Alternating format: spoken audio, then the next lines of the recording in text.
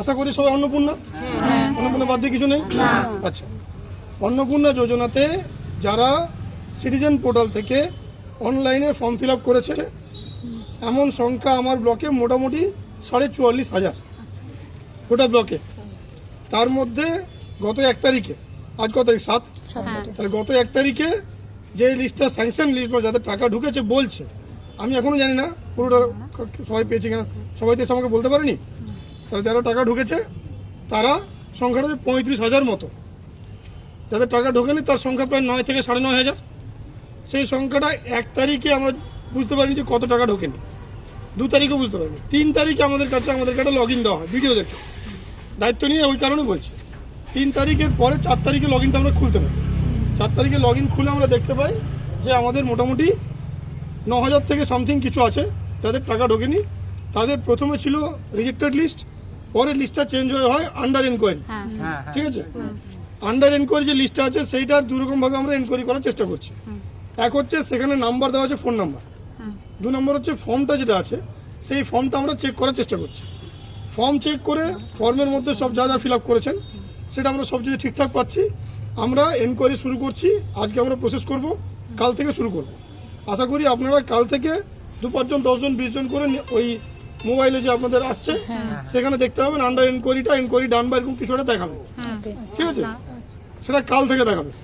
আপনারা যে form fill up করেছেন সেটা আগে আমরা দেখবো, আগে থেকে যতটা সম্ভব আমাদের লেভেল থেকে চেষ্টা করবো। যেখানে দেখবো কোনো ভুল আছে, কোনো ইনকমপ্লিট ফর্ম আছে, কিছু আছে, সেক্ষেত্রে আমরা চেষ্টা করবো ফোন করানো। ওই নাম্বারে যদি আমাদের কাছে 2টো জিনিসই আছে, মহিলার নাম আর ফোন নাম্বার।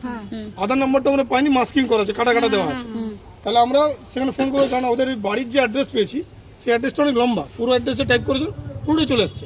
কাজে সেখানকার কোনো মেম্বার আপনাকে যোগাযোগ করতে পারে, আমাদের পঞ্চায়েতের গ্রাম পঞ্চায়েতের স্টাফ যোগাযোগ করতে পারে, অঙ্গনওয়াড়ি দিদিরা যোগাযোগ করতে পারে, তারা আপনাদের সঙ্গে যোগাযোগ করে। আমার ব্লকে যে 9,000 আছে এটা যতটা সম্ভব আমি চেষ্টা করছি ফিল্টার করে দেখে কতটা তাড়াতাড়ি করা যায়, বাট এটার জন্য কিন্তু টাইম লাগবে। প্রাথমিকভাবে আমাদেরকে বলা হয়েছে যে এটা আগামী 7 দিনের মধ্যে কি হচ্ছে স্টেট দেখতে চাইছে, যে কে কীভাবে করছে। এটা ব্লক টু ব্লক ভ্যারি করছে। কোনো ব্লকে প্রত্যেককে ফোন করে বলছে আপনারা ফর্ম নিয়ে আসুন, আমরা ফর্ম দেখবো, চেক করবো। আমার ব্লকে যেহেতু বেশ কিছু ফর্ম আছে, বেশ কিছু ফর্ম অনলাইনে দেখা যাচ্ছে, কাজে আমি এক্ষুনি আপনাদেরকে ফোন করে জ্বালাতন করছি না। তার কারণ এখন যদি আমি ফোন করি 9,000 মহিলা যদি আমার কাছে চলে আসে, আমার অফিসে দাঁড়াতে দেওয়ার জায়গা হবে না। টোটাল আপনারা যা দাঁড়িয়েছেন সেখানে হয়তো 150 জন লোক আছে, তাতে এই অবস্থা, অফিসে তো হয়তো জায়গা নেই। প্রথমে আমরা আমাদের লেভেলে স্ক্রিনিং করে দেখছি আমাদের অফিসার দিয়ে ফুল টিম নামিয়ে, তারপরে যদি প্রয়োজন পড়ে আমরা কিছু লোককে ফোন করব, কিছু জনের বাড়িতে লোকও পাঠাবো। কারণ যে ক্রাইটেরিয়া বলা হয়েছিল তাতে বলা হয়েছিল যে ছোট ছোট কথা মানে জিনিস ছিল, আপনাদের বয়স 25 থেকে 60 হবে, আপনারা কোনো সরকারি চাকরি করে এমন কোনো মহিলা পাবে না, ইনকাম ট্যাক্স দেয় এমন কোনো মহিলা পাবে না, আর ভোটার লিস্টে নাম বাদে তারা কেউ পাবে না। এই বাদ দিয়ে কোনো ক্রাইটেরিয়া আমাদের কাছে ছিল না।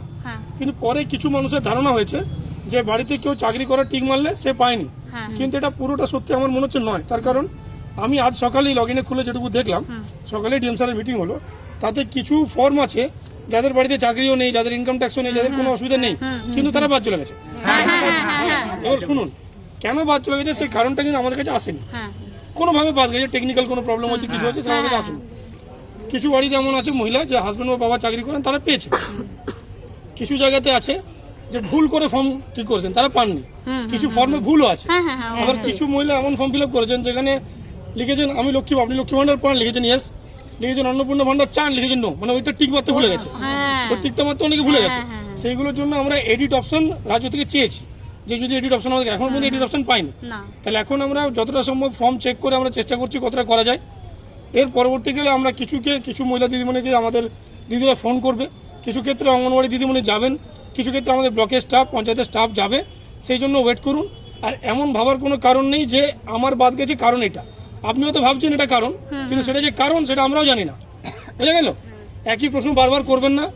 কেউ চাকরি করলে বাদ যাবে কিনা, সে যদি নিজে চাকরি করে তাহলে বাদ যাবে, কিন্তু নিজে চাকরি করলে অনেক ক্ষেত্রে আছে যে সে লুকিয়েছে, সে লুকিয়েছে, সে পেয়েছে, সেইগুলো আমাদেরকে এনকোয়ারি করার জন্য পরে আবার অপশন দেবে, যেটা আমরা জানতে পেরেছি। এমনও হতে পারে মাননীয় মুখ্যমন্ত্রী যেটা বলেছেন মিটিংয়ে বা আমাদের ইয়েতে প্রেসে, যে যত মহিলা এই সুবিধাটা পাচ্ছেন তাদের প্রত্যেকের লিস্ট একটা পাবলিকের কাছে কোনো পোর্টাল থাকবে, সেখানে সম্ভবত দেওয়া হতে পারে।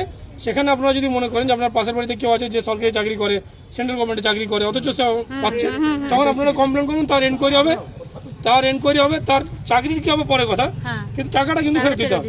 আর চাকরি তো একটা কালো দাগ লাগবে, তো কারো যদি এত দুঃসাহস হয় সে করতেই পারে, এটা অভ্যাসে যদি কারো থাকে সে করতে পারে, কিন্তু এগুলো পরবর্তীকালে।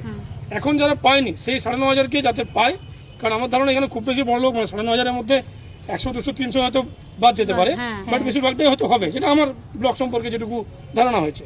কাজে এটা নিয়ে আপনারা চিন্তা করবেন না। আপনাদের মোবাইলে যদি পোর্টালে এটা আপলোড করেছে, যেহেতু আপনার প্রথমে ছিল রিজেক্টেড লিস্টে ছিল, সেটা দেখাচ্ছিল, তারপর আপনারা এসছেন এখন আন্ডার এনকোয়ারি, এরপর এনকোয়ারি ওকে হলে কি হবে সেটা আমি এখনো জানি না।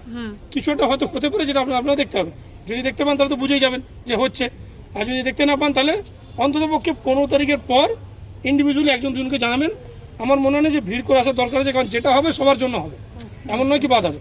আর সব থেকে যে বড় কথা, কী কারণে বাদ গেছে, সত্যি কথা কী কারণে বাদ গেছে সেটা আমি বা আমরা কেউ জানি না। আমার সামনে পঞ্চায়েত সরকারি সাহেব দাঁড়িয়ে আছেন, বাকি যারা আপনি জিজ্ঞেস করতে পারেন যাকে, লোকজন বলতে পারে অনেক কিছু যে আমি এই কারণে গেছে ওই কারণে গেছে, কিন্তু কী কারণে বাদ গেছে তার কোনো ডাইরেক্ট কোনো পার্টিকুলার কোনো জিনিস এই কারণেই বাদ যাবে, তার 4টে যে ক্রাইটেরিয়া ছিল, যেটা লিখিত অর্ডার ছিল, সেই 4টে ক্রাইটেরিয়াই এখনও আছে। পরবর্তীকালে সরকার কী সিদ্ধান্ত নেবে না নেবেন সেটা মাননীয় হয়তো আমাদের যারা দেখছেন ওপরে তারা বলতে পারবেন, বাট আপনাদের এটা চিন্তা করার কোনো কারণ নেই যে আপনাকে বেছে বাদ দেওয়া হয়েছে, কারণ এখানে বাছার কোনো option block office, SD office, DM অফিসে ছিল না, ঠিক আছে। কাজে ওই জন্য আপনাদের চিন্তা নেই। আর এই যে যেটা আপনারা প্রশ্ন এসছেন, স্যার আমারটা কী হবে, স্যার আমারটা কী হবে, কারোরটা কী হবে সেটা কাউকে জানার এখন আমাকে আমি বলতে পারবো না। এখন কারোরটাই কিছু হবে না, যেটা হবে সেটা হচ্ছে আমাদেরকে আমাদের কাজটা করতে দিন, আমরা আমাদের কাজটা করি, আমাদেরকে 7টা দিন সময় দিন, তাতে যদি সলভ না হয় তখন বলবেন, কিন্তু টাকা আপনারা 7 দিন পরই পাবেন এটা আমি বলতে পারবো না।